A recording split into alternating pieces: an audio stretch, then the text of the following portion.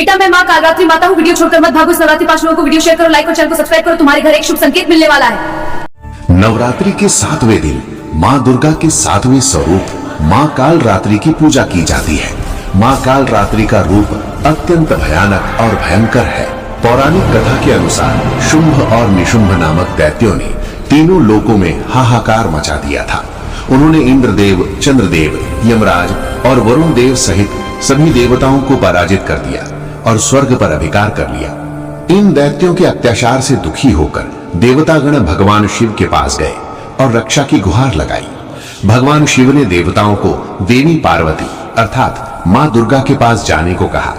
देवताओं की करुण पुकार सुनकर माँ दुर्गा अत्यंत क्रोधित हो गई। दुष्टों का विनाश करने के लिए माँ पार्वती ने पार्वती रूप का त्याग किया और माँ कालरात्रि का भयानक रूप धारण किया। उनका रंग घने अंधकार की तरह काला था, बाल बिखरे हुए थे और गले में बिजली की माला चमक रही थी। वे गधे अर्थात गर्दभ की सवारी करती है और उनके 3 नेत्र ब्रह्मांड की तरह गोल हैं। माँ कालरात्रि ने शुंभ निशुंभ की सेना का विनाश करने के लिए युद्ध में प्रवेश किया।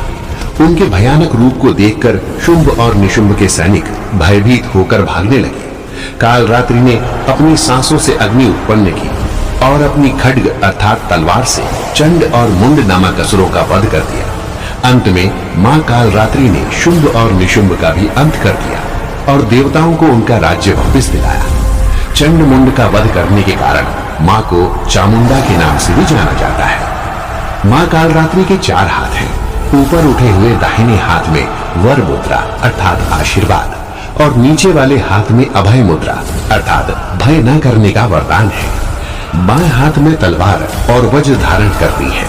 माँ कालरात्रि अंधकार और काल का नाश करने वाली शक्ति है। वो अपने भक्तों को सभी प्रकार के भय, कष्ट और नकारात्मक शक्तियों से मुक्ति दिलाती है। 7वें दिन गुड़ या गुड़ से बनी चीजों का भोग लगाने का विशेष